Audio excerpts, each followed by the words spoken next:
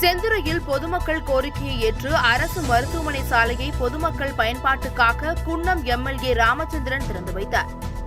அரியலூர் மாவட்டம் செந்துறையில் உள்ள பெரியார் நகர் அரசு மருத்துவமனை செல்லும் சாலை மிகவும் மோசமாக இருந்து வந்த நிலையில் பொதுமக்கள் கோரிக்கையை ஏற்று குன்னம் சட்டமன்ற உறுப்பினர் நிதியில் இருந்து புதிய தார் சாலையை கடந்த ஒரு வாரமாக பணியாளர்கள் தீவிரமாக சீரமைத்தனர்.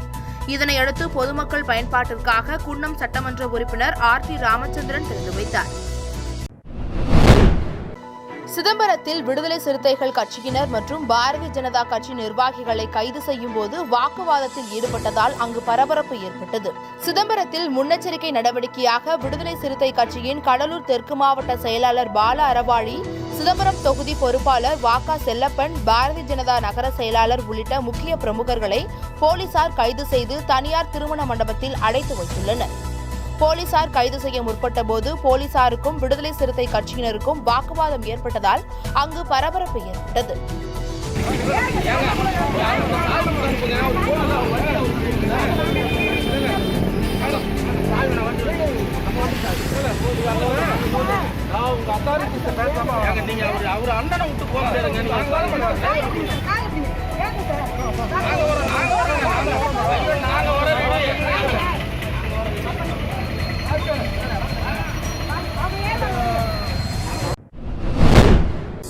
கோயம்பேடு ஆட்டிறைச்சி கடையில் 26 ஆடுகளை திருடி சென்ற மர்ம நபர்களை போலீசார் தேடி வருகின்றனர்.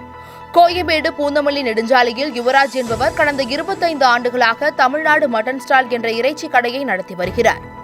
இவர் இறைச்சிக்காக வாங்கி வரும் ஆடுகளை நியூ காலனியில் உள்ள ஆட்டுப்பட்டியில் அடைப்பது வழக்கம். இரவு வியாபாரத்தை முடித்து கடையை பூட்டிவிட்டு செல்லும்போது பட்டியில் 43 ஆடுகள் இருந்துள்ளது.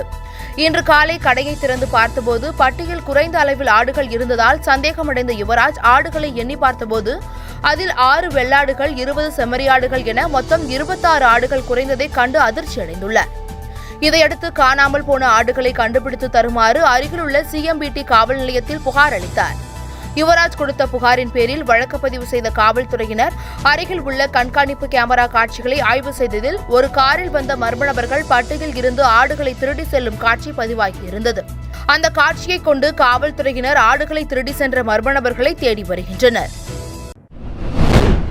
தருமபுரி மாவட்ட தீயணைப்புத்துறை சார்பில் கொரோனா நோய் தொற்று விழிப்புணர்வு இருசக்கர வாகன பேரணி நடைபெற்றது. தமிழகத்தில் கொரோனா நோய் தொற்று தாக்கம் நாளுக்கு நாள் அதிகரித்து வரும் நிலையில் அதை கட்டுப்படுத்த அரசு பல்வேறு நடவடிக்கைகள் எடுத்து வருகின்றன.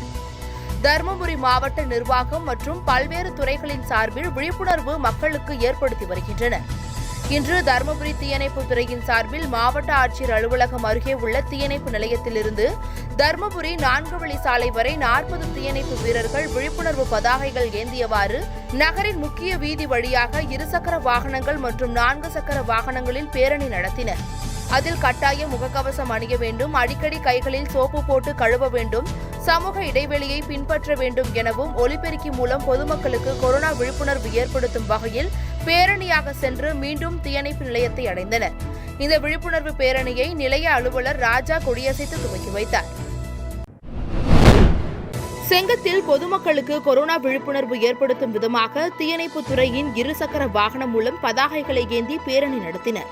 திருவண்ணாமலை மாவட்டம் செங்கம் சுற்றுவட்டார பகுதியில் பொதுமக்கள் பலரும் முகக்கவசம் அணியாமல் வருவதை ஒட்டி மாவட்ட ஆட்சியர் மற்றும் மாவட்ட தீயணைப்புத்துறை அதிகாரி உத்தரவின் பெயரில் செங்கம் தீயணைப்புத்துறை வீரர்கள் செங்கத்திலிருந்து போலூர் செல்லும் முக்கிய சாலைகளில் இருசக்கர வாகனத்தில் பதாகைகளை வைத்து பேரணி நடத்தினர். இதுபோன்ற விழிப்புணர்வு வாரந்தோறும் காவல்துறையினரும் தீயணைப்பு துறையினரும் செய்து வந்தாலும் சில பொதுமக்கள் முகக்கவசம் அணியாமல் வருவதை தவிர்க்க வேண்டும் என காவல்துறை தீயணைப்புத்துறை சார்பாக பொதுமக்களுக்கு வேண்டுகோள் விடுத்துள்ளனர்.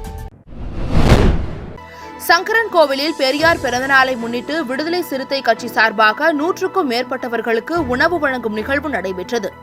தென்காசி மாவட்டம் சங்கரன் கோவில் பெரியார் பிறந்தநாளை முன்னிட்டு அம்பேத்கர் 3ஆம் தெருவில் 100க்கும் மேற்பட்ட பொதுமக்களுக்கு உணவு பொட்டலம் மற்றும் தண்ணீர் கேன் உள்ளிட்டவை முன்னாள் மாவட்ட துணை செயலாளர் விநாயகம் மற்றும் சங்கரன் கோவில் இளஞ்சிறுத்தை எழுச்சி பாசறை நகர செயலாளர் திருமா காக்கையன் தலைமையில் நடைபெற்றது. இந்த நிகழ்ச்சியில் குருவிகுளம் ஒன்றிய செயலாளர் கனியமுதன், கிளை பொருளாளர் கார்த்திக், அன்புகனி, சுந்தரமூர்த்தி மற்றும் ஏராளமான நிர்வாகிகளும் பொதுமக்களும் கலந்து கொண்டனர்.